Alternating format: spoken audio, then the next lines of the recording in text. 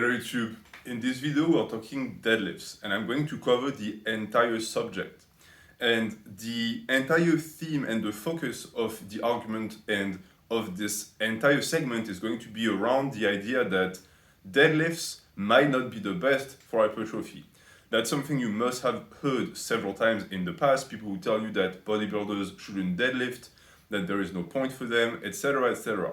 And in this video, I'm going to prove you that not only is this wrong, it is factually incorrect, and I'm going to expose my reasoning and all of the ideas surrounding the principles of hip hinges, pulls from the floor, and the reason why bodybuilders need to be doing deadlifts if they want to grow and get bigger.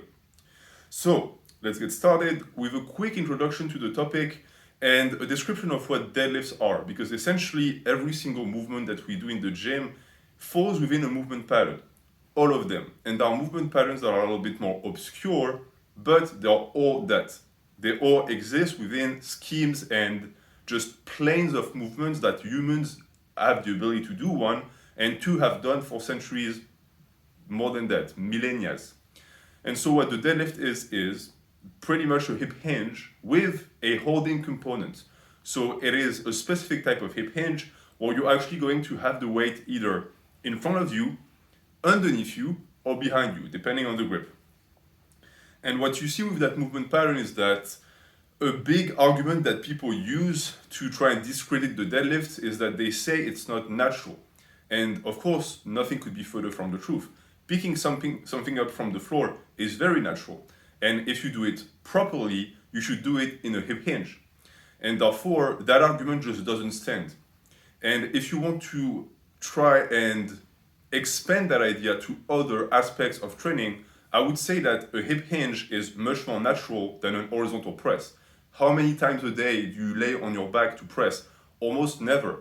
And yet, an horizontal press is the best way to develop your chest. What does that tell you? It tells you that the naturalistic fallacies of saying, oh, such and such is not applicable for humans, or such and such is non-functional, is worthless. You shouldn't be thinking like this. Well, bodybuilders, we do what makes the muscle grow, regardless of it, if it's natural or not, doesn't matter. But the deadlift is natural.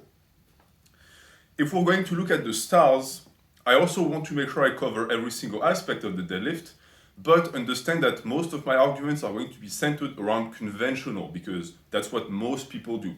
I am not saying that sumos or behind the back or trap bar are not deadlifts. There are different types. And this is very important. They are different. People who tell you that there is no difference between a conventional deadlift and a trap bar deadlift does not understand movement patterns. There is a big difference, and the difference is going to be in the torso angle, the amount of knee flexion, and the amount of hip flexion. And you might say, well, these are details. They are not, because they are what makes or breaks a movement pattern. And since they are the characteristics that define if a movement pattern is called A or B, they have to be respected and they create differences. So keep that in mind as we go on, because I will go back to that when I make certain points.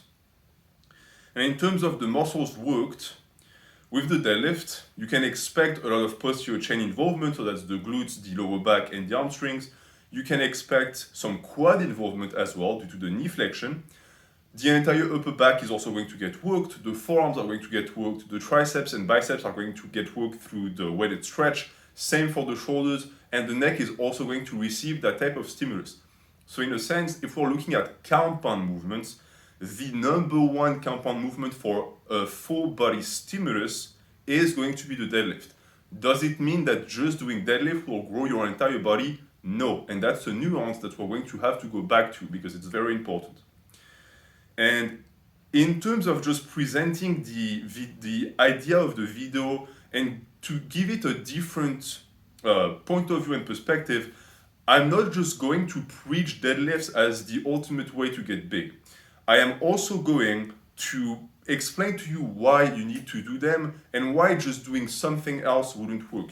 Because something that I hear a lot is people asking, why not do only hip hinges? If the deadlift is a hip hinge and it falls within that movement pattern, why can't I just replace it with other things? And the answer is twofold. One, you of course can. There is nothing that you have to do because again, It's bodybuilding. No one has a gun to your head and is forcing you to deadlift. But you need to look at it from a utilitarian perspective. What does the deadlift bring that other hip hinges don't bring? And the answer is, for the most part, a weighted stretch for the upper back and a different type of leverages. Sure, you could be doing good mornings. Good mornings work the posterior chain just as well, but they don't really work the upper back. They're going to work the thoracic extension, but in terms of weighted stretch, it's non-existent. And therefore, why not just do deadlift? Especially when you consider the fact that deadlifts are going to be safer and they're going to have massive carryovers to every pull from the floor. Of course, that's only if you're going to do other pulls from the floor. But if you completely scrap your program of any amount of pulls from the floor, you are doing yourself a great disservice. And I would encourage anyone to be very careful with that type of why don't I just do X mindset, because it's minimalistic. And we need to optimize and reduce the work to get as much stimulus and growth as possible without hurting ourselves. And I think that cutting deadlifts out of the program hurts. So that's pretty much the introduction. Now we're going to get into the type of things that I never hear discussed, because as you can tell, this is not a tutorial. I'm not going to teach you how to deadlift. It's been done a million times. I might make a video giving specific tips, but here I want to discuss the theory. Because if you understand the theory, you can apply it in practice. And I would much rather you apply it with your own flair instead of just copying what I'm going to show you. So for the deadlift, the things to keep in mind. First off, the big question would be again, why would you deadlift? Because I just explained that you can replace it. Potentially some people say you can replace it with good mornings, and I explain why you shouldn't be doing that. But for the most part, in general, why hip hinges, why deadlifts, why pulls from the floor? For a very simple reason. They're going to develop the musculature of the posterior chain and upper back. And if you look at the entire list of exercises that are available to you, every single exercise that falls within that category that develops those muscles is going to be some sort of hip hinge. So why not just pick the type that is actually very doable and very easy to do and safe, which is the deadlift.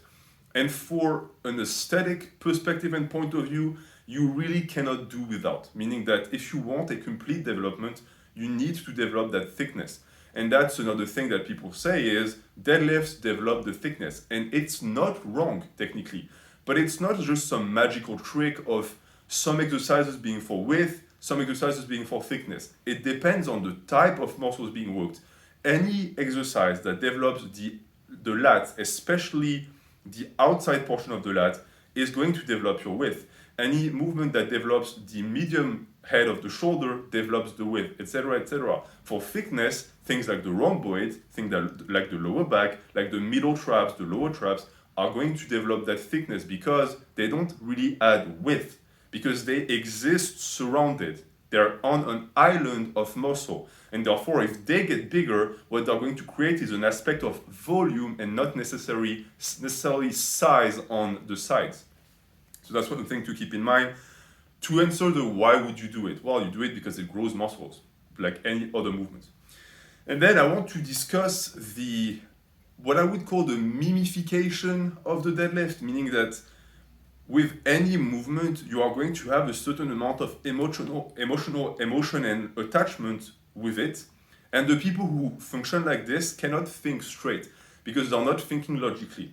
And therefore, you have a lot of people who are going to say, you must deadlift heavy. They'll say you must deadlift with a mixed grip. You have to do conventional. That's one that I've heard a gazillion times. Usually it's from older men who are like in their 40s and 50s, who say that the only deadlifts are conventional. And these type of men tend to be like 5'7", 5'8". They have a stocky build, and they don't get that some people are just not built for the conventional deadlift. And they are trying to apply their ability to do so with the rest of the wood. And that just doesn't work. And keep that in mind, because in my argument, it's going to stay the same throughout. You don't have to follow what another person tells you to do. And while the deadlift is absolutely necessary for hypertrophy and a great movement, it is not something you must do, especially not something that you have to do to prove you're a man. Why are you trying to prove your manhood to another one? I don't really understand the logic behind that, but some people fall from that. and they push the deadlift into areas that create injuries. So make sure that this is not you. And across the board, the deadlift also has the reputation of being the king of all compound movements. For the reason I explained before, is because it trains the entire body. And that's what we want from compounds. We want the compound movement to actually recruit as much musculature as possible. But there is a twist to that, and there is an issue. Because you understand that the most muscle is recruited, the less of an isolation type stimulus you get, the more of a diffuse tonnage you are actually going to receive. And in that case, it also means that some muscles that you think you're hitting might not actually get any work done at all. They might get a tiny bit, but not enough to really make you big. And that is part of the deadlift meme. People who will tell you, just do deadlifts and you'll grow bigger. Well, no, some parts of your body are going to grow bigger, but not the entire body. It just doesn't work like that. The deadlift is not a magic pill. It is a movement that falls within a movement pattern. And so you see the two extremes of people who say it's bad for hypertrophy, people who say it's the only thing you need for hypertrophy. There is a middle ground, and the middle ground is this video pretty much. So when it comes to explaining why it became like this, I think that powerlifting is to blame in a sense, and not necessarily because it's their fault, but they're the ones who put the deadlift at the top of the wood, basically. And the reason why is because the deadlift is the lift that, for most people, is going to represent the biggest amount of pounds that are going to be added to your tonnage. It's the to your total, sorry. And it's also the lift that closes the competition, so there's a lot of hype surrounding it. And therefore, while the entire powerlifting boom was happening on YouTube, and is still happening because YouTube is still powerlifting centric to this day, the deadlift got a godlike status in the eyes of many people. And therefore, it also created a reverberating effect with the bodybuilding community, because it has now been accepted that the deadlift is a powerlifting movement. And people will outright use that as an argument to explain why you shouldn't deadlift as a bodybuilder. They'll say, oh, it's because powerlifters do it. Well, powerlifters also squat and bench, so should you also stop to squat and bench? Some people will tell you yes. I've heard people argue that you should. Issue is, these three movements are hip hinges, knee flexions, and horizontal presses. It doesn't really matter what they are.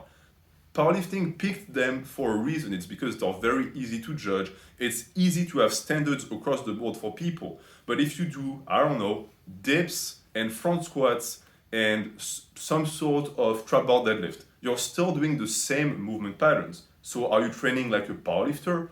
No, you're just training. No one owns a movement. And you don't let your arsenal of exercise selection be limited because apparently one lift is owned or trademarked by someone else. Bodybuilders have been doing deadlifts for a very long time, and they should continue to do deadlifts and pulls from the floor. And when it comes to the issue that I mentioned before, where people greatly exaggerate the hypertrophy stimulus of the deadlift, it is true that the gains you're going to get in your upper back from deadlifting are not going to be what you think it's going to be. A lot of people will say you just have to deadlift for a complete upper back development, and that is of course completely incorrect. Certain muscles, like the rear delts, like the lats, like certain portions of the traps even, are not going to be hit as hard as you would think with the deadlift. And you know what happens when you only deadlift? You end up with what I call a surfboard back, which is a back with no width, no definition. It's just thick and it looks like a ping pong table. And I used to have a back like this because I was only doing deadlift because I fell for the deadlift meme. And the issue is that you have outliers. You have people with a certain leverage or a certain anatomical disposition that, yes, will get bigger lats when they deadlift, but it's because of the way they stretch and the way the weight is hanging off of them. They are rare. They are not the rule, they are the exception. For most people, the deadlifts are not going to develop those portions. So, in an effort to also present the opposite opinion of what I personally am going to develop in this video, I must say that yes, thinking you're going to get a full development from the deadlift is foolish. You need to balance it out. And the good thing is that vertical and horizontal pulls balance it out perfectly. And you'll see that this also makes sense when it comes to why you should be doing deadlift. But I'll get to that. So I'm going to now get into the specifics of the deadlift and what it really is. Because in reality, as I explained, it's just picking something up from the floor. And if you're doing it conventional, that is really all there is to it. When it comes to technique and just an overall technical rating, the deadlift is not super high, meaning that it's a lot of brute force. But there's a lot of minute details to take into account if you're doing it for size and growth. You have to pay close attention, for example, to your torso angle, because the torso angle is going to dictate the amount of tension and of stretch that is being applied to the entirety of the body and the structure. And that leads me directly to the weighted stretch. And now we're getting into muddy waters because a lot of people don't get weighted stretch. I don't think it's that tough of a topic to understand. It's really simple, but I think that it triggers a certain amount of emotions in some people, and therefore their view and vision is completely clouded the second they hear that, because they think it's a meme. Weighted stretch is not a meme. If you've ever trained, you applied weighted stretch and you grew from it. A negative, any type of negative, is a weighted stretch. A positive is also a form of weighted stretch. What you need to look at is how the stretch occurs. And for the people who say that the deadlift grows the upper back, they would be right. But if you look at a deadlift, your arms are completely tense. There is no elbow flexion, and yet it grows the upper back. How? By what magic is it growing the upper back? The only thing the upper back is doing is staying stationary with the arms hanging from the side with weight. So how does the upper back grow? It grows from weighted stretch, which is why I find it so ironic when I see people who are massive deadlift advocates, which tend to be powerlifters, who say that weighted stretch doesn't work. If you say that deadlift grows the upper back, you're saying that weighted stretch works. It's the same for the traps. People who say deadlift grow the traps. Do you shrug the deadlift mid-rep? No. So why do the traps grow? Because they're being stretched as you pull the weight. There is no amount of shrugging involved. So the traps get bigger via weighted stretch. That is irrefutable. Anyone who tries to present an argument against that doesn't understand muscular hypertrophy. And when it comes to the angle, and the thing to keep in mind, understand also that the reason why a lot of middle and lower trap stimulus can be attributed to a deadlift is because when you start the deadlift, you're in a hip hinge. So your shoulders are above the bar and your torso angle also is leaning into the bar, meaning that when you start pulling, the beginning of the pull is going to recruit a lot of that musculature. And that's a good thing, and that's the reason why also it is superior to just doing only good mornings. But that is something to keep in mind, because this also opens a can of worms when it comes to partials. A lot of people will tell you that partials are stupid, and they don't understand weighted stretch. If you compare a deadlift from the floor and a deadlift from, I don't know, below the knee, for example, we'll start with below the knee. You are going to, and that's true for the vast majority of people, you are going to be able to put more weight on the rack pull or the block pull. Is the rack pull or block pull going to help you recruit more posterior chain? I would argue that no. Is it going to help you to recruit more upper back? I would argue that yes, it will. For a simple reason. You cannot state that the portion of the lift that is from the floor up to below the knee represents enough of an hypertrophic stimulus that it can never be replaced by a higher load done with a lower range of motion. Especially when you consider that certain portions of the back, like the upper traps, only really get stimulated in the deadlift when you're past the knee, especially when you're standing up. The more upward and straight you are, the more the upper traps are being stretched to prevent the shoulders from popping out of the socket. And therefore, a lot of things that people say are stupid or memes, like above the knee rack pulls, actually work tremendously well for what they're supposed to do, which is upper trap hypertrophy. Are they good for carryovers to the deadlift?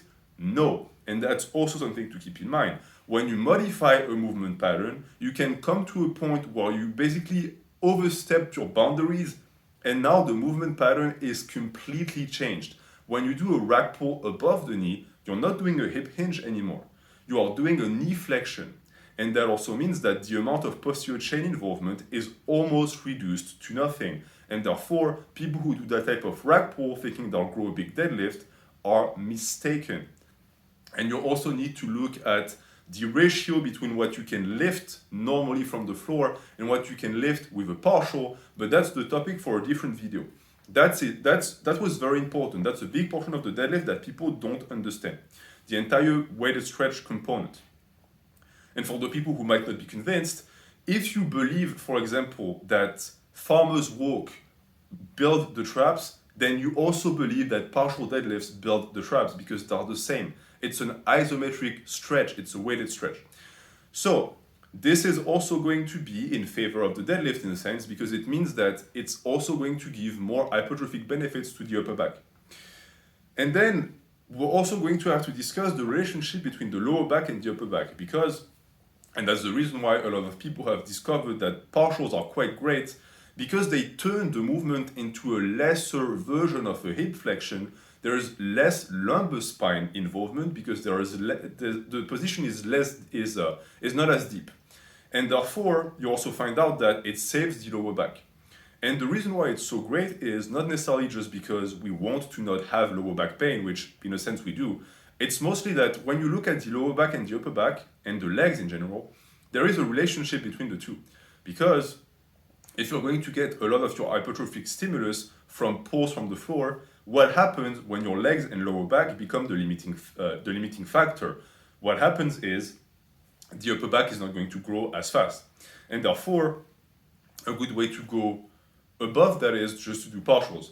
The issue with that mentality is that you might be stuck into a cycle of not necessarily doing what you need to be doing when it comes to technique, because you find out quickly also that a pull from the floor is a natural movement and shouldn't be painful, and you shouldn't have to dodge it. There is always a way for you to pull from the floor or for what is going to constitute a level that is acceptable when it comes to actually going below the knee with the bar. And that is going to be having the ability to use the lower back as a bridge. And I've made a video about that. But that is essential, because if you don't have that ability, your lower back is going to be over-involved in every single hip hinge, not just the deadlift, and it's going to limit you greatly. And that's also the reason why some people say that the deadlift is not the best for hypertrophy. They say that the fatigue to stimulus ratio is low. And it is low because in their case, it is skewed towards fatigue. But I can tell you that the reason why is because they have poor technique and they have poor form. The deadlift in itself is not very fatiguing in a sense. And I know I'm shocking some people here, but I can tell you that your version of what you think is a deadlift is fatiguing. A deadlift is essentially just grabbing onto the bar, setting your back, and then pushing with your legs. There should be no lumbar spine flexion. If you have to have lumbar spine flexion to get the bar up, you're doing the deadlift wrong. And that's a hill I am ready to die on, because it makes up my entire argument. Of course, if you deadlift with a snap city form, then yes, it's bad for hypertrophy because you're not doing a deadlift.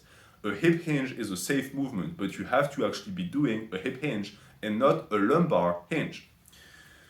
So that's for the details of the deadlift that I wanted to mention. And now we're going to actually get into what I think is the crux of the argument and the most important thing. But before that, I'm going to stand up and check the time.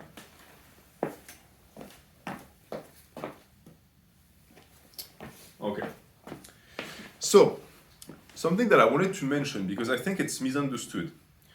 People ask, why do you only do the positive on the deadlift? And if you listen to the rest of my argument, you could go back and think, oh, it's because powerlifters do it. Powerlifters get the positive up and then they have to be in control of the bar, but they don't have to do a slow negative.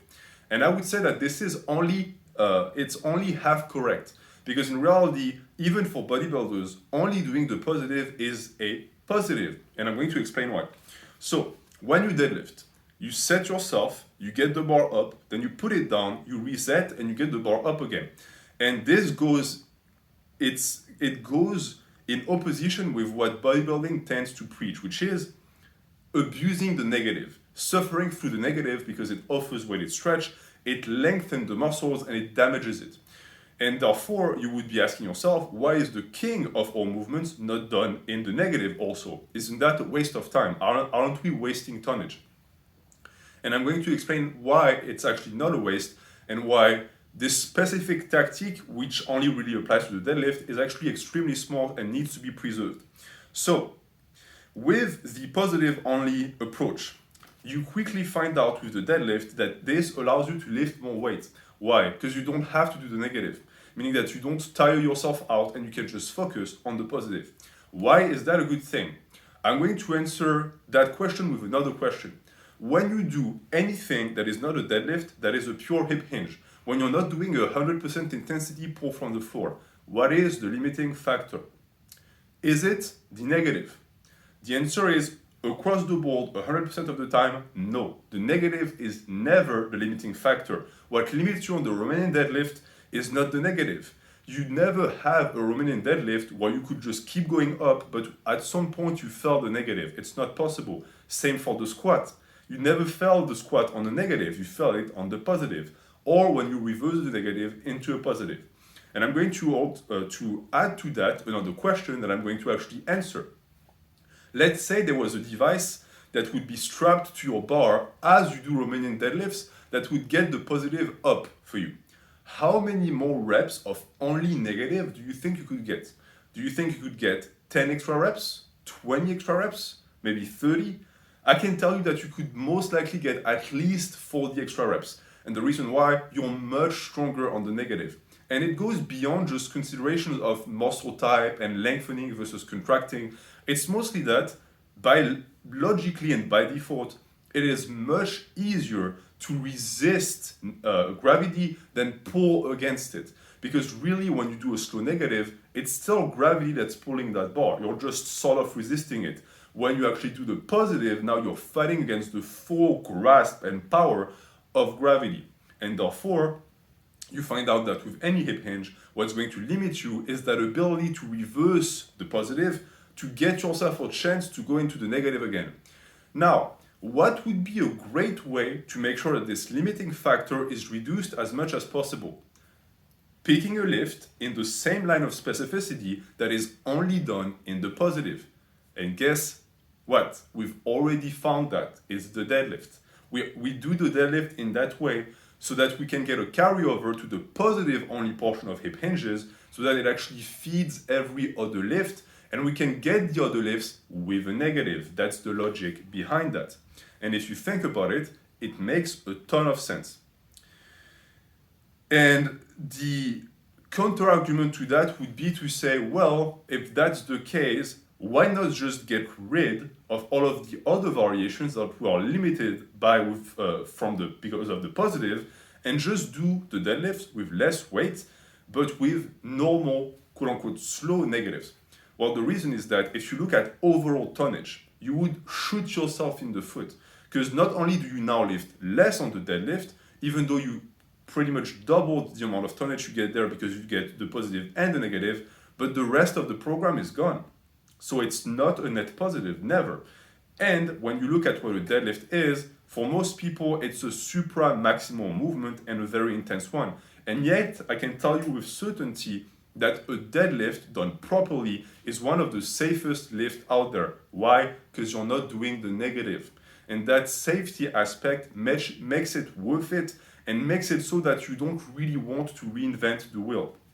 And you want to stick to that thing where the only pull from the floor you do is the deadlift, or you only do the positive and then you put it down. In terms of injury prevention and in terms of avoiding snap CD, I've already described it. The big portion and the big reason why the deadlift is not super dangerous is because you never go to that point in the range of motion where you go from the negative into the positive. And therefore, this really makes it a safe lift because you can see the mistake coming. When you go through a negative on the squat and you reverse it, you don't really have a choice. Not only are you really focused on the movement, if something happens, well, you either slam the bar into the safeties or you get up with it. With the deadlift, you can just let go of the bar if something goes wrong. So it's a very safe lift. It's also the reason why I actually promote it for hypertrophy. I only promote safe lifts.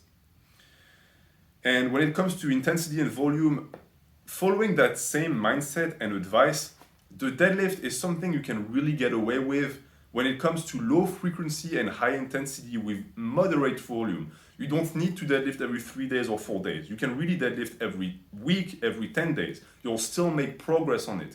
And the beauty is that this really is a direct it's in direct connection with the fact that the deadlift, since it's a full body movement, will get carryover from a lot of other things, especially hip hinges done with a deadlift style where you grab the bar. And therefore, if you apply what I just said and you do your positive only on the deadlift with a perfect form, and then you do your Romanian deadlift, you do your pose deadlift if you want, you can do your snatch grip deadlift, etc.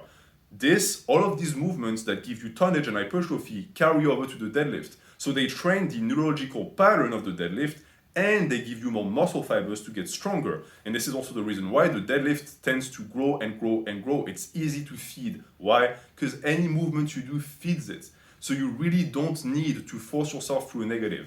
And the reason why we avoid the negative on the deadlift too is that, and I explained it before with the entire you have to deadlift or you're not a man, it's a primordial movement.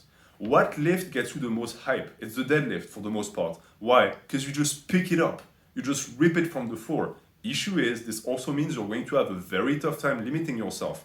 And because the negative, as I explained, is really just suffering through gravity, you are going to put too much weight on that bar, you're going to get that positive up, and then you're going to do a negative with too much weight, and you're going to get injured. The reason why is the lowering of the weight happens when? It happens after a positive, when you're already tired. Look at the squat and the bench. What occurs first? The negative, the movement and the descent where you're the strongest. And then what comes afterwards? The positive where you're the weakest. The deadlift is the opposite. The positive comes first, and then you have to go through a negative when you're already fatigued. And that is a recipe for disaster. And this is also the reason why I encourage you to just dodge it completely and just do the deadlift with the positive and then just put the bar down. After that, with the ability to deadlift in itself, as I explained, I don't believe in the just do conventional. I do, however, believe in the everyone can pick something from the floor and you're not special in that aspect. I don't care how big you are. There are 6'8" strong men that can pick something from the floor. So find yourself a style that allows you to pull with a neutral back, that allows you to recruit the legs and use leg drive and go from there. This can mean sumo. This can be behind the back, even though I don't recommend the behind the back because it's a lot of knee flexion. You can do a trap bar if it works for you. You can do it off blocks. As long as it's below the knee, it should be fine. Understand that the goal is to get the hypertrophic benefit. It's not to impress other people. Unless you're trying to compete, which is a different story altogether. And then, when it comes to the end word of this video, because we're already done, I'm going to leave you with a few advice. One, use straps, okay? Mixed grip for bodybuilders make no sense. Two, the deadlift shouldn't be painful. If you have lower back pain after the deadlift or days after the deadlift, you're not deadlifting properly. You need to find a way to get away with deadlifting without pain. And since you're supposed to only deadlift a few times per month, for example, you really have no excuse, meaning that you have enough time of recovery in between and you shouldn't suffer from any amount of overuse injury. You need to do it sparingly because the deadlift feeds itself and its variations feed it too. So don't do deadlifts every day, don't do deadlifts every 2 days. Treat it as it is supposed to be. It's a positive only movement done very intensely. And when it comes to just finishing the work and the sculpture, train the back with other movements. The deadlift is not the end-all be-all. Yes, as I explained, it is crucial for hypertrophy, but it needs to be completed with vertical and horizontal pulls. So that's going to be that for this video. I know that some people wanted to hear more of my thoughts about the deadlift because I personally love deadlifts. I do deadlifts every week. I do pulls from the floor all the time in my program. And some people were asking, what was the point for bodybuilding? Well, there you have it. This is the point for bodybuilding. So if you have any questions, let me know in the comments. Have a good day.